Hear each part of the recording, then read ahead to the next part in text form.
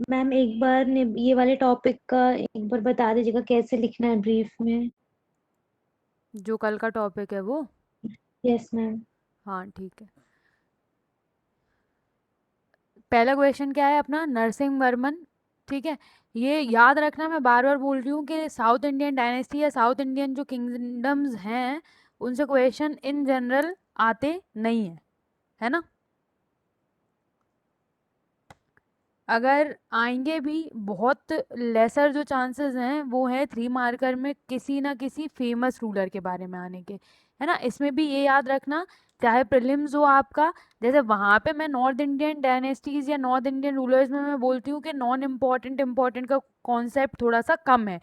बहुत बार वो जैसे इस्लाम शाह सूरी टाइप से रूलर्स भी पूछ चुके हैं, या फिर खिलजी का ड्यूरेशन कितना था या शॉर्टेस्ट ड्यूरेशन दिल्ली सल्तनत का, है ना। ऐसे थोड़े से क्वेश्चन, मतलब वहाँ पे थोड़ा सा नॉर्थ इंडियन जो हिस्टोरिकल अपना डिवीजन है उससे फ्रीक्वेंटली क्वेश्चंस आते हैं कंपैरेटिवली इस वाले पोर्शन के, है ना। तो अपन को याद रखना है, यहाँ पे सिर्फ अपन को फेमस जो रूलर्स हैं ऑलमोस्ट अपन ने सारे कवर किए, बस उनको ही याद रखना है। कुछ इम्पॉर्टेंट इसमें जो टॉपिक छूटा है वो छूटा है अपना पाल गुर्जर प्रतिहार और राष्ट्रकूट वाला, है ना। तो वो ट्रिपार्टाइट स्ट्रगल और वो मध्य प्रदेश की हिस्ट्री में अपन कवर कर लेंगे। यहाँ पे नरसिंह वर्मन मम्माल जो है वो फेमस रूलर हैं, ठीक है। कौन सी डायनेस्टी के? पल्लव डायनेस्टी के। तो यहाँ पे आपको इन जनरल जो चीजें याद रखनी है वो चालुक्य, चेर, चोल्स, पांड्याज और पल्लवास के फेमस रूलर्स को, ठीक है। तो इसके अलावा जो एक पॉइंट है कि ये किस डायनेस्टी के रूलर हैं प्लस उनका रीन के अराउंड, यहाँ पे एग्जैक्टली रीन आपको याद रखना बिल्कुल बिल्कुल बिल्कुल भी ज़रूरी नहीं है ना, क्योंकि बहुत, मैं वही बोल रही हूँ कि प्रोबेबिलिटी कम है क्वेश्चंस के आने की। तो अब उनको इन जनरल बिल्कुल याद रखना है, बिल्कुल छोटा सा कि हाँ भाई अराउंड अराउंड इस टाइम में ये रहे होंगे। फिर उसके अलावा इन्होंने जो है वो क्या कंट्रीब्यूट किया, तो किसी ने कभी कोई टेम्पल कंस्ट्रक्शन कराया होगा, किसी ने किसी फेमस ऑथर को पैट्रोनाइज किया होगा, किसी ने जो संगम लिटरेचर कंपोज हुई थी उसमें कोई कंट्रीब्यूशन दिया होगा। तो ऐसे स्पेशली इनका जो कंट्रीब्यूशन है वो आर्ट एंड आर्किटेक्चर में पैट्रोनाइजेशन टू द ग्रेट ऑथर्स और द फिलोसफर्स, और इसके अलावा टेम्पल कंस्ट्रक्शन, ठीक है। जो हम द्रविड़ स्टाइल पढ़ते हैं। फिर सेम जो है वो चालुक्यास ऑफ वेंगी, तो वेस्टर्न चालुक्यास ईस्टर्न चालुक्यास जो हमारा दो डिवीजन था, यहाँ पे अपन देखें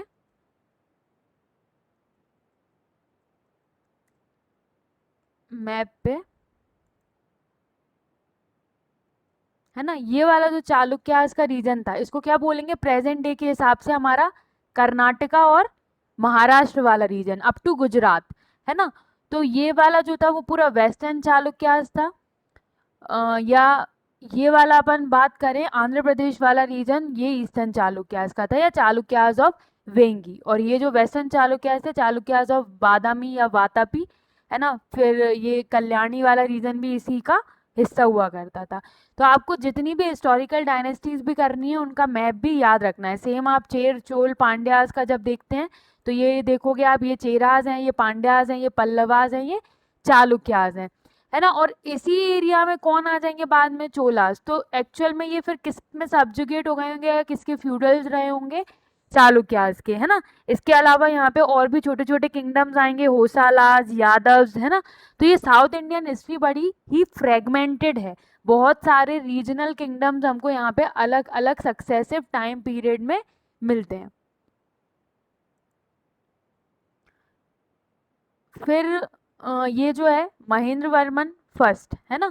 चालुक्यास में कोई डायनेस्टी जब आएगी तो आपको वही उनका जो एरिया है वो बताना है, आप उनकी कैपिटल बता सकते हैं। यहाँ पे कैपिटल ऑलरेडी मेंशन है वेंगी, तो यहाँ पे अपन ने आंध्र प्रदेश वाला रीजन बता दिया। बाद में they were succumb to Hoysalas and famous rulers Vishnuvardhan and Vijayaditya, है ना।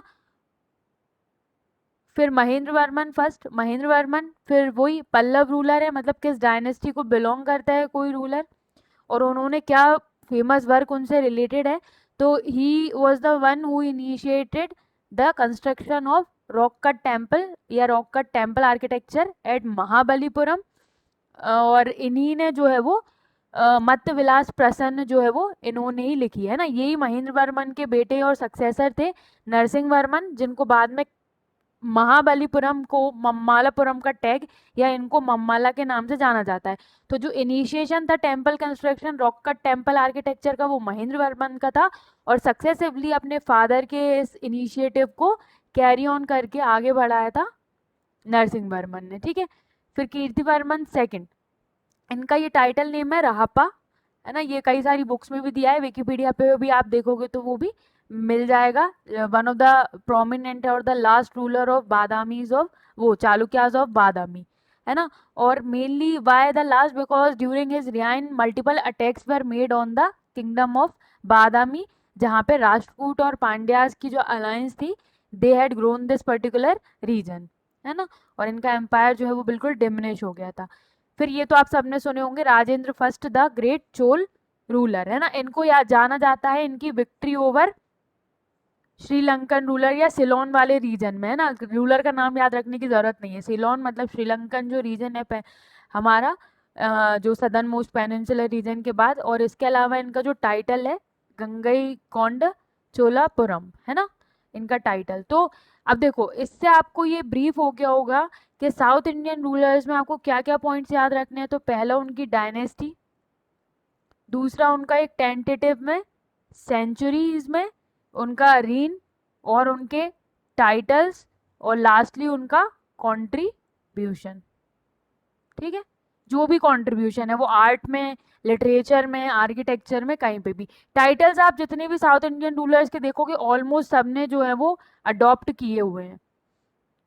ठीक है, फिर अदर देन नागर एंड द्रविड़न आर्किटेक्चर स्टाइल, एक फेमस टेम्पल आर्किटेक्चर स्टाइल है। 5 मार्कर में सबसे पोटेंशियल क्वेश्चन अगर हम आर्ट एंड आर्किटेक्चर में अदर देन मध्य प्रदेश के आर्ट को कंसिडर करें, अगर हम वैसे आर्ट एंड आर्किटेक्चर के प्रोमिनेंट क्वेश्चंस देखें तो हाँ, हमें उदयगिरी केव्स हैं, है ना, सांची स्तूप है, ये सब आने के चांसेस, और आए भी हैं अभी लास्ट में, है ना। लेकिन अगर ऑल ओवर इंडिया के आर्किटेक्चर से अपन बात करें तो अजंता केव्स जो हैं, एलोरा केव्स जो हैं, इसके अलावा वेसारा स्टाइल ऑफ आर्किटेक्चर का क्वेश्चन आने के चांसेस हैं, है ना। तो ये मेनली एक कॉम्बिनेशन है नागर और द्रविडियन स्टाइल दोनों का।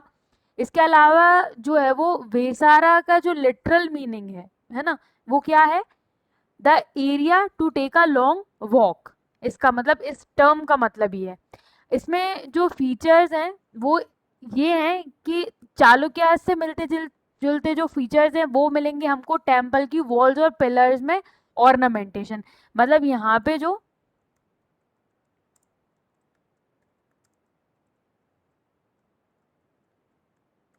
टेम्पल के वॉल और पिलर्स होंगे वो काफी ज्यादा ऑर्नामेंटेशन से भरे हुए होंगे। ये आपको दिख रहा है, ये सभी क्या दिख रहे हैं, ये पिलर्स हैं। ऐसे हमारे नॉर्थ इंडियन में देखेंगे, नॉर्थ इंडियन स्टाइल में पिलर्स कैसे होते हैं, एकदम सिंपल,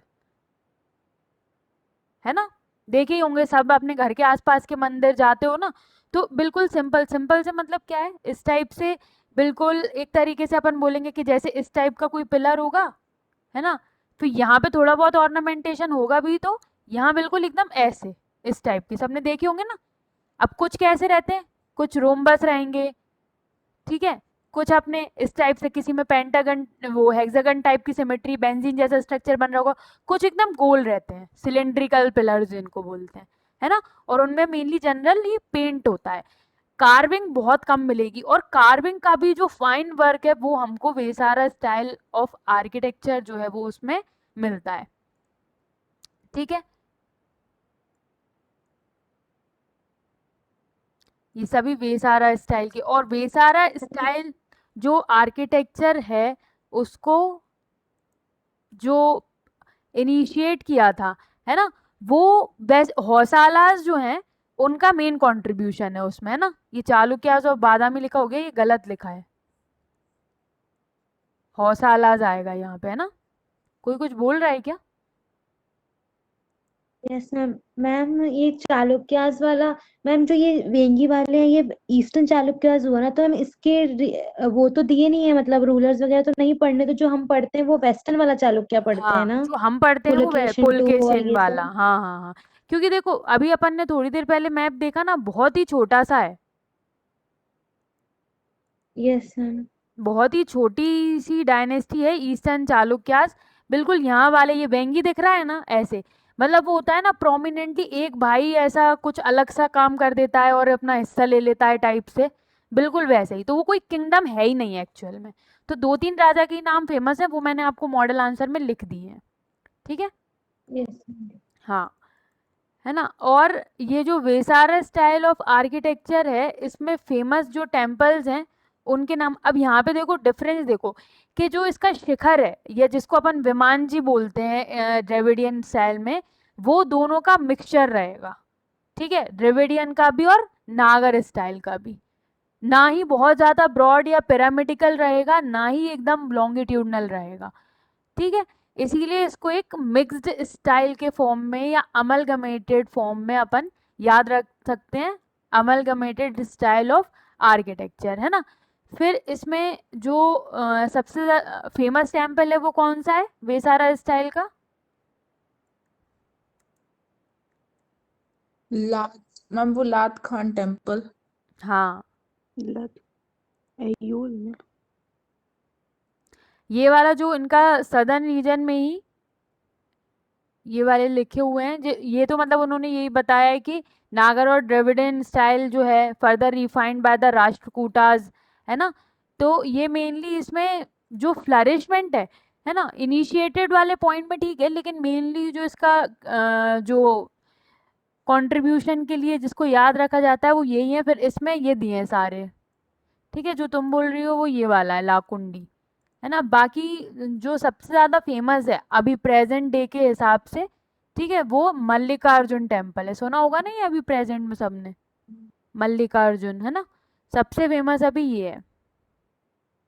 यहाँ पे क्या है, लाकुंडी में कोई एक टेम्पल नहीं है, छोटे छोटे जैसे अपने यहाँ कांडरिया महादेव और ये सब है ना, खजुराहो ग्रुप ऑफ टेम्पल्स में इस टाइप की ये सिटी है। जैसे खजुराहो एक पूरी की पूरी जगह ही है।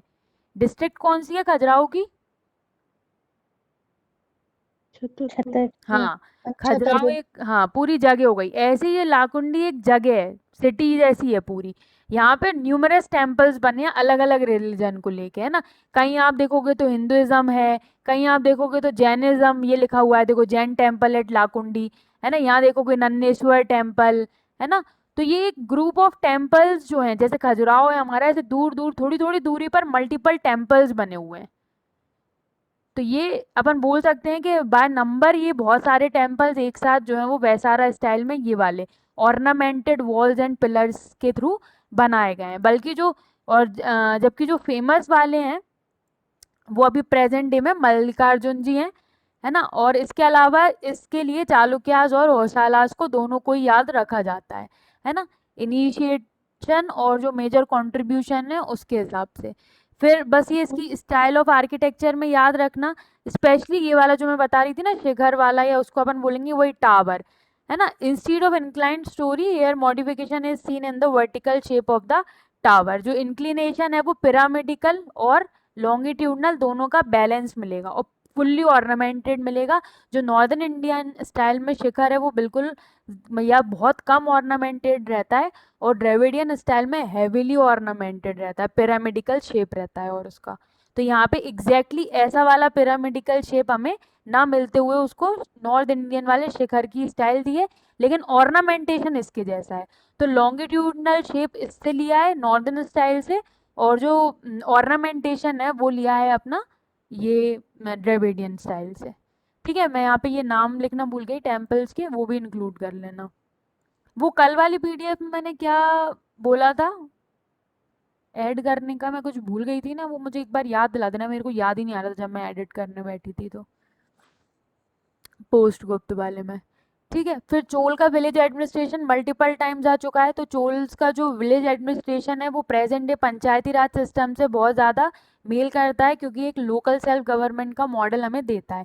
फिर मैंने ये बताया था कि उत्तरामेरूर इंस्क्रिप्शन को मेंशन करना कभी नहीं भूलेंगे जब चोलास के विलेज एडमिनिस्ट्रेशन के बारे में आएगा, तो है ना, उत्तरामेरूर इंस्क्रिप्शन से ही हमें ये इंफॉर्मेशन मिली है असेंबली की, है ना। वहाँ पे एक रॉक पे या ऐसे जो वॉल्स वगैरह होती हैं इन पे इंस्क्रिप्शन है एक सभा के बारे में और सभा के इलेक्शंस के बारे में, कि ये जो सभा है उसके इलेक्शंस हुए थे। तो दो टाइप की यहाँ पे जो असेंबलीज हमें मिली हैं वो है उर और सभा।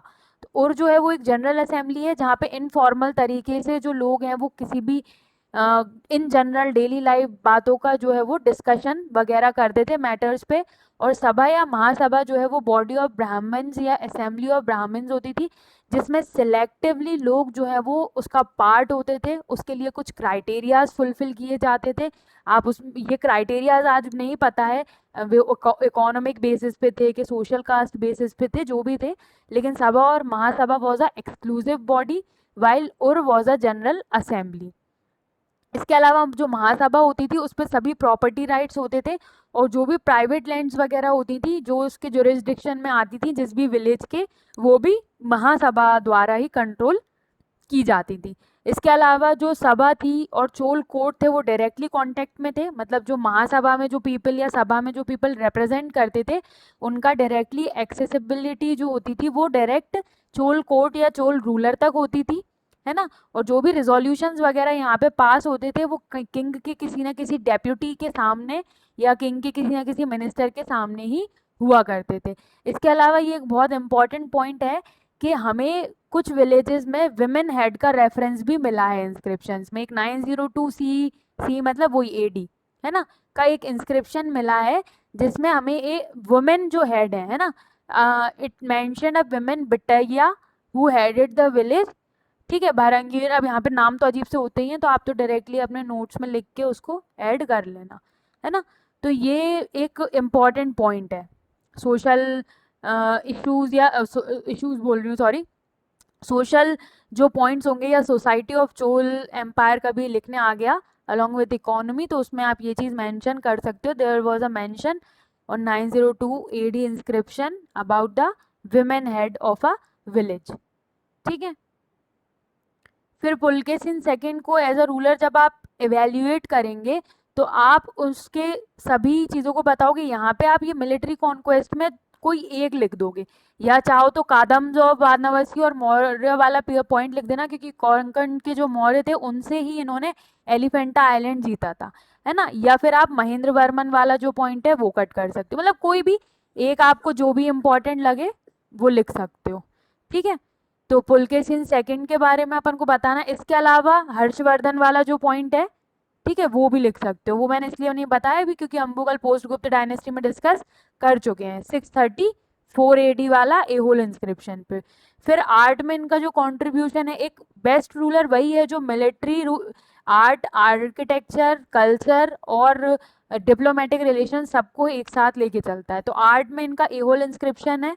संस्कृत ऑथर रवि कीर्ति जो है उनको पैट्रोनाइज किया इन्होंने, जिन्होंने ही एओल इंस्क्रिप्शन लिखवाया था, है ना। फिर डिप्लोमेटिक रिलेशंस में अगर हम बात करें तो पर्शियन किंगडम के साथ इनके अच्छे रिलेशन माने जाते हैं। जब इन्होंने एलिफेंटा आइलैंड जीत लिया था तो इनका डायरेक्ट कल्चरल कॉन्टेक्ट जो है वो पर्शिया से इस्टेब्लिश हुआ था, जिसकी इंफॉर्मेशन भी हमें इनके एक एम्बेसी एक्सचेंज के बारे में फ्रेस्को पेंटिंग्स जो हैं अजंता केव पेंटिंग्स में, जो एक फ्रेस्को पेंटिंग है केव पर, उसमें इस चीज़ को मेंशन किया गया है वाया पेंटिंग। पर्शियन किंग और पुलकेशिन के बीच का ये जो मीटिंग थी, एक असेंबली टाइप की, सभा टाइप की हुई थी जो काफ़ी प्रोमिनेंट लोगों ने अटेंड की थी, उसको डेपिक्ट किया गया है। ठीक है, ये आप मेंशन कर सकते हो। उसके अलावा लास्ट में आप कंक्लूसिवली इसके टाइटल ज़रूर लिखोगे। मैंने फिर बताया कि साउथ इंडियन रूलर्स जो होते थे वो काफ़ी सारे टाइटल्स अडॉप्ट करते थे, तो पुलकेशिन ने भी परमेश्वर, दक्षिण पथेश्वर इस टाइप के टाइटल अडॉप्ट किए, क्योंकि उन्होंने दक्षिण में महाराष्ट्र वाले रीजन तक, कर्नाटक के नॉर्दर्न पार्ट, इसके अलावा गुजरात का काफ़ी सारा पार्ट और मध्य प्रदेश का भी कुछ पार्ट जो था नर्मदा के साउथ वाला, वो हर्षवर्धन को हराकर जीता था। है ना, southern parts of the Narmada river. Clear?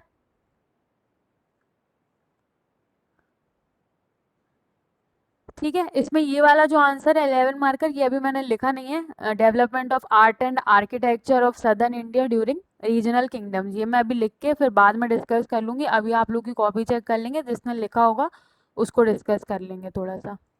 ठीक है, फिर भक्ति मूवमेंट, अगेन भक्ति मूवमेंट से कोई ऐसा सच प्रोमिनेंट क्वेश्चन आए नहीं है, लेकिन बाय चांस कभी आ जाता है तो आप सभी सेंट्स को 3 मार्कर्स के हिसाब से प्रिपेयर कर लोगे। इसके नोट्स हैं सबके पास 3 मार्कर के हिसाब से, सारे सेंट्स के, जितने भी भक्ति सेंट्स हैं हमारे, सिंस शंकराचार्य, रामानंद, चैतन्य महाप्रभु, पुरंदर, तुकाराम।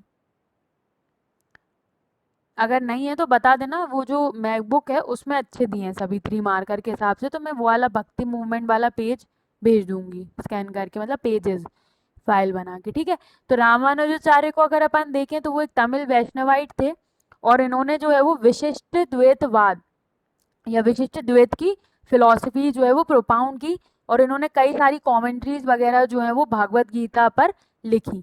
ठीक है, फिर जो निम्बार्क है ना, निम्बार्क यानी को बोलते हैं हम क्या, निम्बार्काचार्य, तो ये एक तेलुगु वैष्णवाइट फिलोसोफर थे, है ना, और इन्होंने जो है वो प्रोपाउंड की द्वैतवाद, या इसी को बोलते हैं निम्बार्क संप्रदाय।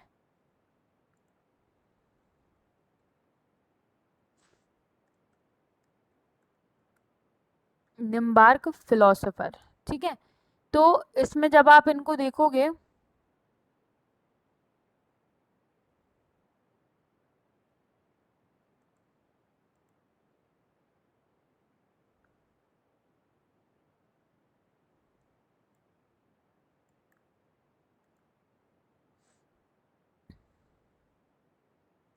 ठीक है, निम्बार्काचार्य, तो यहाँ पे इनका जो फिलॉसफी थी वो थी द्वैत, है ना, तो ये इनकी इसी फिलॉसफी को one of the core philosophy भी बोला जाता है, या इन्हीं के नाम पे संप्रदाय ही एक अलग हो गया, श्री निम्बार्क संप्रदाय, है ना।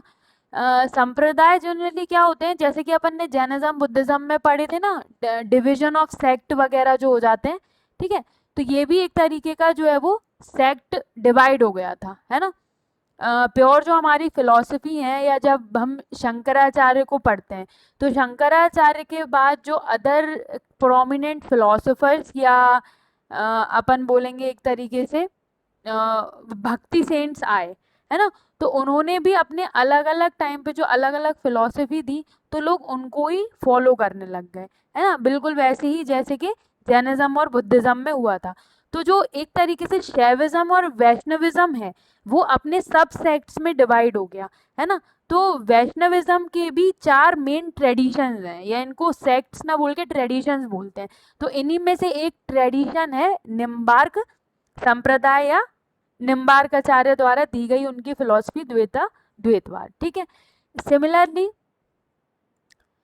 अगले फिर कुछ जो अलग अलग रीजन में आए, उनमें एक बहुत प्रोमिनेंट थे संत तुकाराम, एक नामदेव और तुकाराम, ये दोनों महाराष्ट्र रीजन में बहुत ज़्यादा फेमस भक्ति सेंट थे, है ना। और जो इन यहाँ पे महाराष्ट्र में जो एक तरीके से सेक्ट चलता था, वो थे अपने धरकारी और वरकारी। ठीक है, तो संत तुकाराम दोनों से ही जुड़े हुए थे, धरकारी सेक्ट वरकारी सेक्ट से, और इन्होंने जो डिवोशनल पोएम्स लिखी हैं उनको जो है वो अभंग कहते हैं। सबकी फोटोज वगैरह आप देखोगे तो वही संत वाली जो फीलिंग है वो उस टाइप से, ये संत तुकाराम, है ना।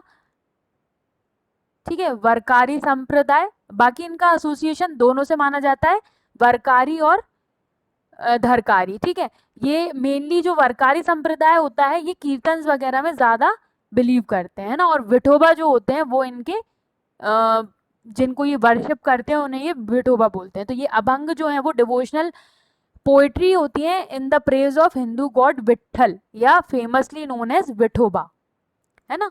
तो विठोबा को जो ये डेडिकेट करते हैं अभंग्स, उसके लिए इनको जाना जाता है, और यही फिर धीरे धीरे ये पोएम्स को ही जब गाते हैं तो वो कीर्तन्स हो जाते हैं, है ना। संत तुकाराम, महाराष्ट्र रीजन, इनको याद रखना है, विठोबा और ये सब, बस यही प्रोमिनेंट पॉइंट्स हैं, 2-2 3-3 लाइन में इनको याद रखना है, यही बार बार एग्जाम में पूछे जाएंगे। फिर सेम संत पुरंदर या पुरंदर दास जो है वो भक्ति सेंट हैं कर्नाटका के, और इनके बारे में यही इंपॉर्टेंट है that he is regarded as father of Carnatic music. ऐसे ही त्यागराज हैं, त्यागराज जो है वो कंपोजर और वोकलिस्ट हैं कर्नाटिक म्यूजिक के, ये फादर हैं तो ये कंपोजर हैं, जो ट्रिनिटी ऑफ कर्नाटिक म्यूजिक के नाम से जाने जाते हैं, उनमें से ये एक है ना, और ये लॉर्ड राम को डेडिकेटेड या डिवोशनल सॉन्ग्स कंपोज या गाते हैं। ठीक है, सब एक दूसरे से थोड़े थोड़े रिलेटेड से ही हैं, और सभी जो है वो सेंट्स हैं, है ना। तो एक दूसरे जैसे ये देखा है त्यागराज एंड हिज कॉन्टेम्पररीज श्याम शास्त्री और मुथुस्वामी दीक्षितार, ये तीन जो है वो ट्रिनिटी ऑफ कर्नाटिक म्यूजिक के नाम से जाने जाते हैं, है ना। Tyagaraja compose thousands of devotional composition most in Telugu in praise of lord Ram, many of which remain popular today. ठीक है, पंचरत्न कृतिज, 5 जेम्स, है ना। और इसके अलावा किसी को एक वो याद है, जैसे गुजरात में एक फेमस सेंट हुए थे, उनका किसी को नाम याद है? वैष्णव जन तो तेने कहिए, ये किसका है, जिसको अक्सर गांधी जी भी गाया करते थे?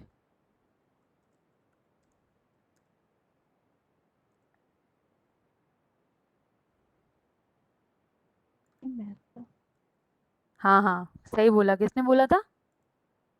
नरसिंह मेहता, हाँ ठीक है, नरसिंह भगत के नाम से भी इनको जाना जाता है। तो ये भी सेम वही है, 15th century poet, saint of Gujarat India, है ना, नोटेबल भक्त। तो ये पूरी बात हो गई। अब भाई भक्ति मूवमेंट है क्या, व्हाट इज भक्ति मूवमेंट, ये कब शुरू हुआ, कब से कब तक इसका टाइम पीरियड मानेंगे? तो भक्ति मूवमेंट कोई एक साल या 100 साल यानी एक सेंचुरी की बात नहीं है ना।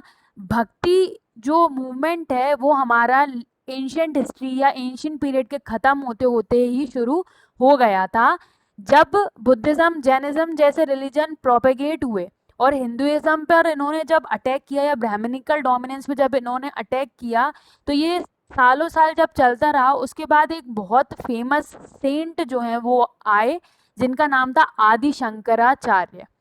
और ये जो आदि शंकराचार्य थे, इन्होंने भक्ति को जो है वो प्रोपाउंड किया या भक्ति की शुरुआत की। कैसे की?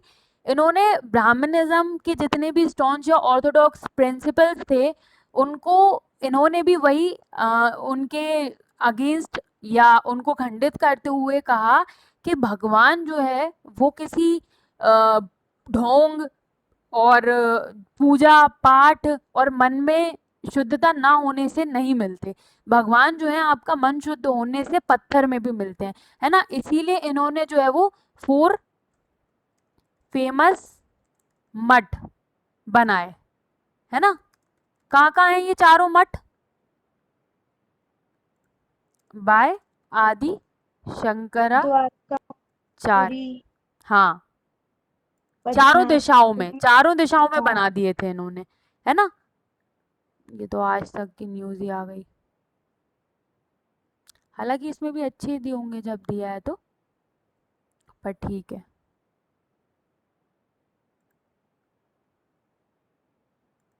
शंकराचार्य पीठ या 4 धाम, है ना। ये श्रृंगेरी मठ कर्नाटक, गोवर्धन मठ पुरी उड़ीसा, ज्योतिर्मठ बद्रीनाथ वाला जो है हमारा उत्तराखंड, और द्वारका मठ जो है वो गुजरात। ठीक है, आदि शंकराचार्य और Adi Guru is a saint philosopher and poet who is credited with the revival of Hinduism, है ना।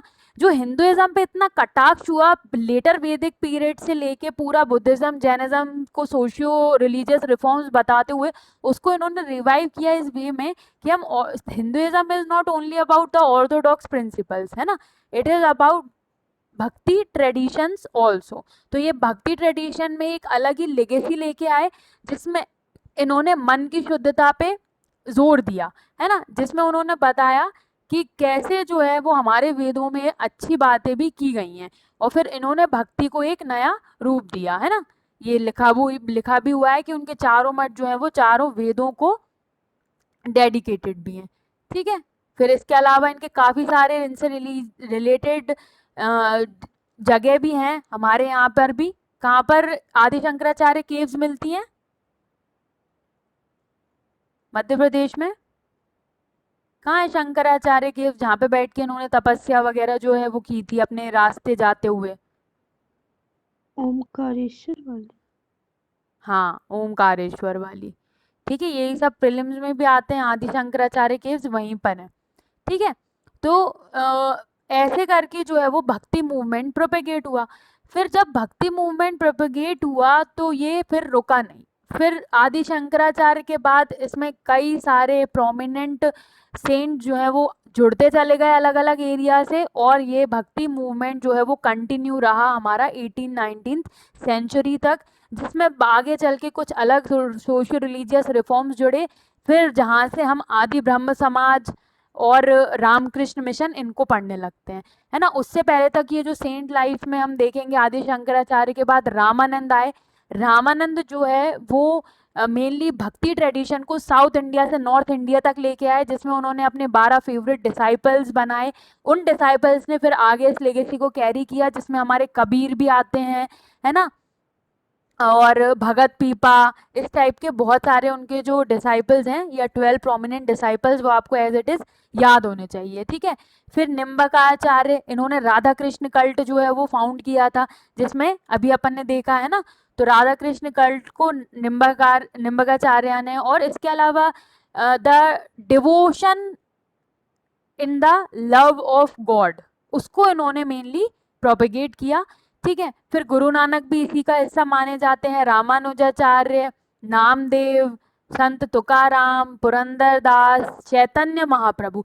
चैतन्य महाप्रभु को जो है वो जाना जाता है चैतन्य कल्ट के लिए, स्पेशली ये बंगाल को बिलोंग करते थे, और इनकी वजह से ही जो है वो आज कीर्तन की फिलॉसफी है ना। सुबह सुबह आपने देखे होंगे 4 बजे जो कीर्तन गाते हुए हरे कृष्णा हरे रामा टाइप से जो निकलते हैं, वो यही सेक्ट है ना। तो इन्होंने जो है वो यही बताया था that dance bhajan is the most pious form of devotion that makes you to reach up to the god. ठीक है, तो इसको बोलते हैं अपन चैतन्य कल्ट। बाकी आपको ये सब याद रखना है, किसकी अद्वैतवाद है, किसकी विशिष्ट अद्वैतवाद है, किसकी द्वैताद्वैतवाद है, ये लिस्ट तो आपको लूसेंट में भी मिल जाएगी। फिर धीरे धीरे 7 to 9 सेंचुरी में आप देखोगे तो साउथ इंडियन रीजन में भक्ति भी शिव और विष्णु, दो जो हमारे मेन रिलीजियस गॉड्स हैं उनमें डिवाइड हो जाती है ना। तो शिव को जो शिव के जो डिवोटी सेंट्स थे वो नायनर्स हुए, और जो विष्णु के डिवोटी सेंट्स थे वो अलवर्स हुए, है ना।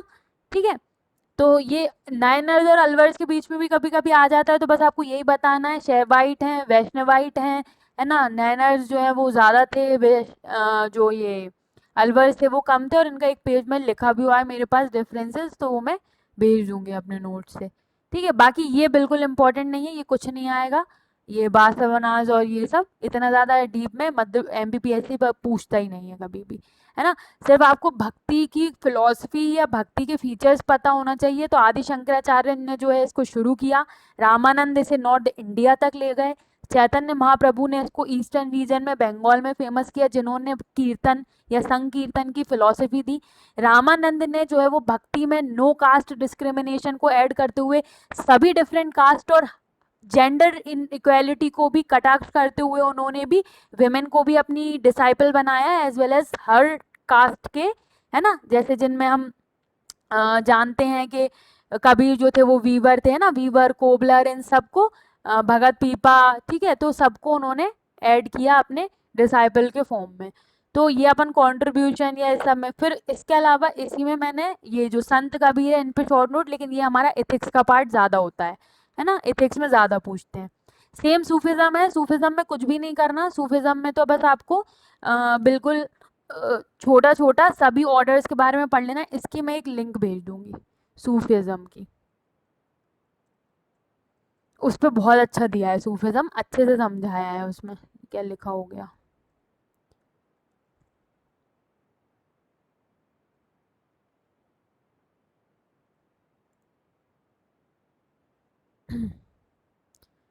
ठीक है, एक तो ये भी है सूफिज्म वाला, और एक हाँ यही है चिश्ती ऑर्डर, सुहरावर्दी, ठीक है, फिरदौसी, कादरी और नक्शबंदी, बस इतना ही पढ़ना है। ठीक है, यही सेम चीजें, सेम पॉइंट्स अपन को यहाँ मिल जाएंगे। अगर कुछ एक आध दो पॉइंट अलग मिले तो अलग बात है, बाकी नॉर्मल सेम है वही। चिश्ती ऑर्डर, चिश्ती सिलसिला, कौन कौन इसके जो है वो सेंट रहे, नसीरुद्दीन चिराग दहलवी, निजामुद्दीन औलिया, है ना, मोहम्मद बंदा नवाज, ये सब वही हैं। नक्शबंदी, कादरी और इम्पैक्ट ऑफ सूफिज्म क्या है, और इम्पोर्टेंट सूफी टर्म्स, या ये मेन इम्पोर्टेंट है कि सूफी सेंट्स कौन कौन से रहे हैं। ठीक है, तो ये बायजूस वाला,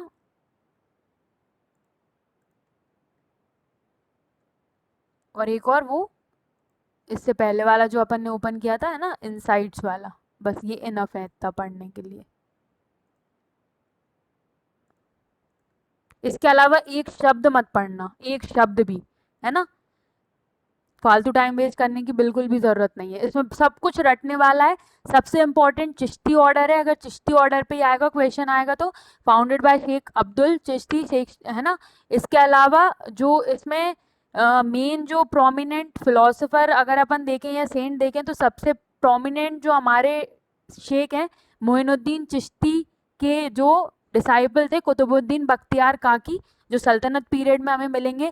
इल्तुतमिश और या कुतुबुद्दीन ऐबक ने इनको ही जो है वो कुतुब मीनार डेडिकेट की। फिर उसके अलावा हम जानते ही हैं अमीर खुसरो को, है ना, और शेख सलीम चिश्ती, जिसको मुगल एम्परर अकबर ने भी, या मेनली वो उनके डिवोटी थे, पैट्रोनाइजेशन नहीं बोलेंगे क्योंकि चिश्ती जो होते थे वो पैट्रोनाइजेशन लेना या किंग के आश्रय में जाकर रहना पसंद नहीं करते थे।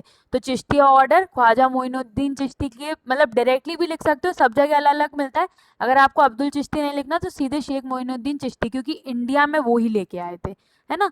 फिर मेनली इसमें डॉक्ट्रिन ऑफ यूनिटी, यानी जो गॉड है और जो जो उसके जो डिवोटीज हैं, है ना, और डिवोटीज में जब यूनिटी रहती है, पैसिफिज्म रहता है, टॉलरेंस रहती है, तो अपने आप जो है वो गॉड तक पहुंच सकते हैं। जितना भी मटेरियलिस्टिक लाइफ होती है, मटेरियलिस्टिक गुड्स होता है, उनको उन्होंने रिजेक्ट किया, और गॉड के कंटेम्पलेशन या हम गॉड तक जो पहुंचते हैं उसमें ये मटेरियलिस्टिक चीजें हमें डिस्ट्रैक्ट करती हैं, है ना। ठीक है, किसी भी टाइप के कनेक्शंस वगैरह से ये दूर रहते थे। इसका मतलब ये है कि ये किसी भी किंग की आश्रय में जाना पसंद नहीं करते थे। अगर किंग को इनका डिवोटी बनना है तो वो खुद इन तक आते थे, इनकी दरगाह तक आते थे। इसलिए हमने देखा कि अकबर ने अपनी कैपिटल तक शिफ्ट कर ली थी, है ना। Recitation of the name of God both allowed and silently यहाँ पे चलता था, है ना, मतलब आप चिल्ला कर भी और शांति में मेडिटेट करके भी, दोनों चीजें इसमें चलती थी। ठीक है, चिश्ती टीचिंग्स मेनली ये इसमें आपको याद रखना है, काकी, निजामुद्दीन औलिया, नसीरुद्दीन चिराग दहलवी, है ना, चिराग नहीं है ये, चिराग है। ये अभी फाइल मैंने पूरी एडिट नहीं की है, करके भेजूंगी मैं, दहलवी। ठीक है, और पैट्रोनाइजेशन बाय इल्तुतमिश टू कुतुबुद्दीन बख्तियार काकी एंड मुगल एम्परर ने जो है वो शेख सलीम चिश्ती को दिया था अकबर ने, ये हमें इसमें जरूर लिखना है। चिश्ती ऑर्डर पे आया और इल्तुतमिश और अकबर वाला पॉइंट तो लिखना ही लिखना है। ठीक है, अब ये भी मैंने पूरे नहीं किया, मैं करके भेज दूंगी। अपन सिर्फ डिस्कस कर लेते हैं भक्ति मूवमेंट के इंडियन सोसाइटी पे क्या इम्पैक्ट होंगे। तो एक एक करके मुझे तुम लोग ही बताओ, शुरू करो, मनीषा बताओ। मैम जो relation between man and God है वो वर्शिप का, उसको विदाउट रिचुअल स्टेब्लिश करना, ठीक मतलब है, जो हाँ, कस्टम्स है। Rejected all the customs and rituals, या जो भी अपने ये पैराडॉक्स फिनोमिनन थे, देखना दिखावा, ये सबको उन्होंने रिजेक्ट किया। ठीक है, मोनिका।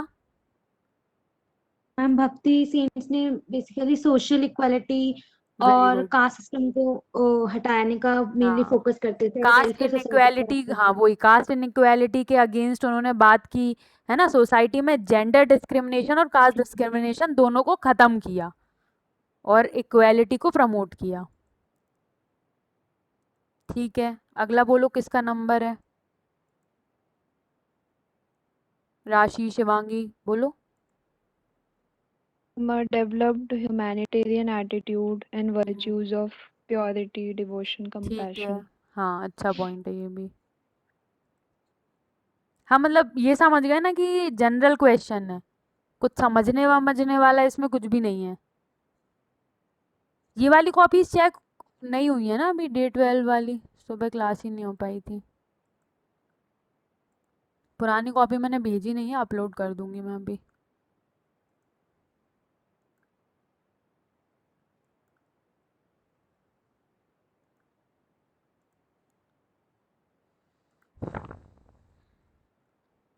मोनिका तुम्हें टाइम नहीं मिल रहा है आंसर्स लिखने का?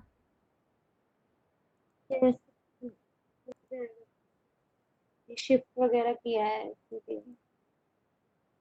अच्छा,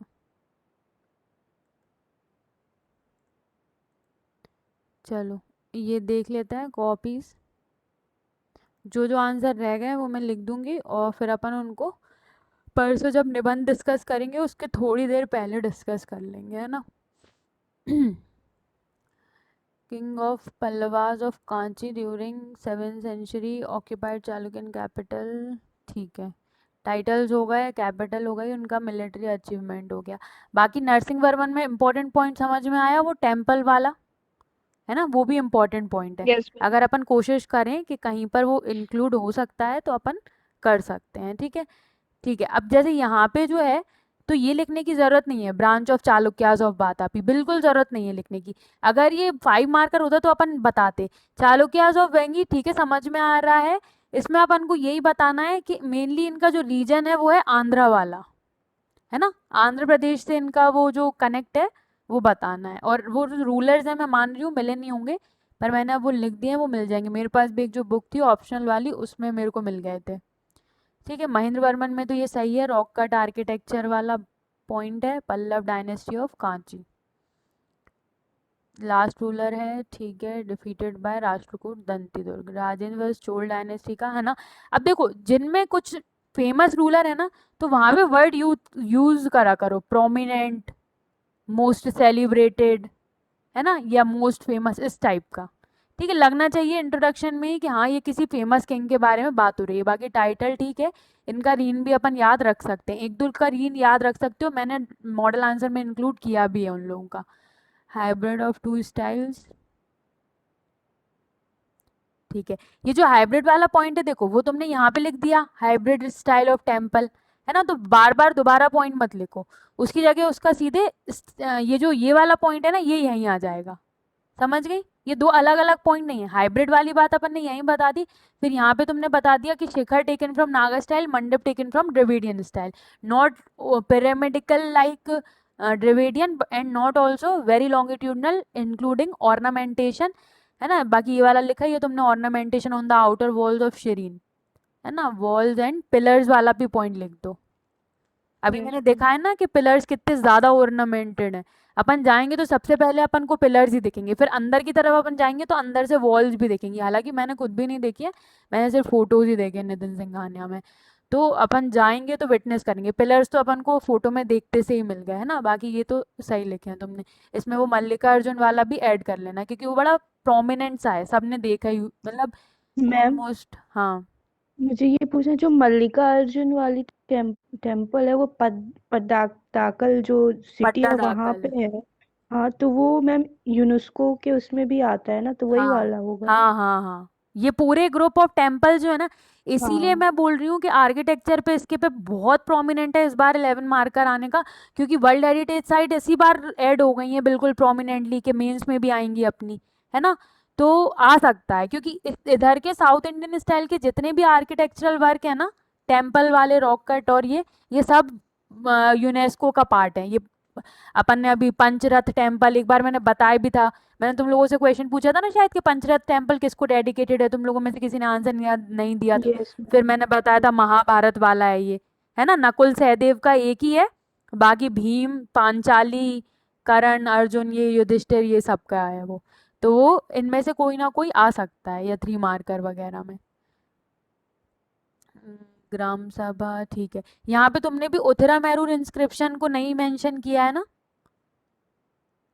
है ना, वो नो मैम। इंस्क्रिप्शन जरूर याद रखना और उसको 3 मार्कर में भी कर लो, उतरा मैरून इंस्क्रिप्शन को। अगर उसके बारे में आएगा तो तुम्हें बताना है that it is about village administration of Chola period, ठीक है। Yes ma'am.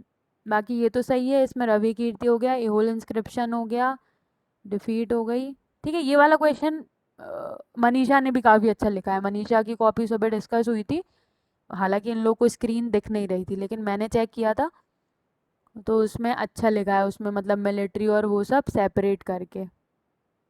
क्लास शायद एंड होने वाली होगी, एंड होगी तो रीजॉइन कर लेना है ना, अभी तो है 5 मिनट शायद। ठीक है। इसमें ये जो है राशि की कॉपी में कंटेंट वगैरह सब अच्छा है, बस ये सब वर्ड काट दो, है ना। ही की जगह सीधे शुरू कर दो रूल्ड, है ना, क्योंकि एक एक वर्ड की वहाँ पे इम्पोर्टेंस है। आपको वहाँ उतना ही लिमिटेड स्पेस मिलेगा, तो आपको उतना लिमिटेड स्पेस जो है वो यूज़ करना है। तो you have to cut down, like कि कैसे अपन वर्ड्स को जो है ये ए एन द इस टाइप के वर्ड्स को, जैसे ये है रूलर ऑफ पल्लव डायनेस्टी। अब जैसे यहाँ पे रूलर और रूल दो बार लिखने की जरूरत नहीं है। Ruler of Pallava dynasty in the southern part of the Andhra, है ना। पार्ट और रीजन एक ही बात है, आंध्र अकेला लिख दिया चल जाएगा उतने में। बादामीज ऑफ चालुक्य लास्ट रूलर, ठीक है। ये वाला तो सबने ऑलमोस्ट सही लिखा है, एक जैसा, है ना। ये वाला भी थोड़ा सा ज़्यादा हो गया, इन्फॉर्मेशन इसमें से कट शॉर्ट करनी है अपन को। वी सारा स्पेसिमेंस ऑफ चालुक्यन टेम्पल्स,